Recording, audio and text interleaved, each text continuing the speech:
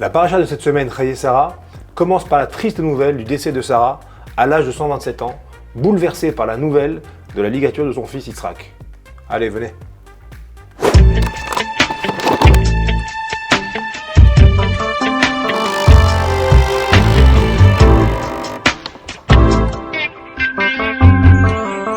Abraham, profondément attristé, souhaite offrir à Sarah une sépulture digne de son rang. Il décide d'acheter la grotte de Marpella, un lieu qu'il avait repéré des années plus tôt, juste après sa circoncision. À l'époque, il avait poursuivi un petit veau qu'il voulait offrir en repas aux 3 anges venus lui rendre visite. Le veau s'est arrêté net devant la grotte, refusant d'y entrer. En s'approchant, Abraham découvre que cette grotte abrite déjà les sépultures de Adam et Chava. Il décide donc de l'acheter pour en faire le caveau familial. Pour acquérir ce lieu, Abraham doit négocier avec Ephron, un homme avare et peu fiable. Les négociations sont complexes, mais finalement Abraham réussit à acheter la grotte pour un prix élevé. Ce lieu deviendra le caveau des patriarches à Hebron. Par la suite, Abraham envoie son intendant Eliezer à Haran, son pays natal, pour trouver une femme à Yitzhak. Il ne veut absolument pas que son fils épouse une femme du peuple kénéanéen, connue pour son idolâtrie et ses mœurs dépravées. Guidé par la prière, Eliezer cherche la femme idéale.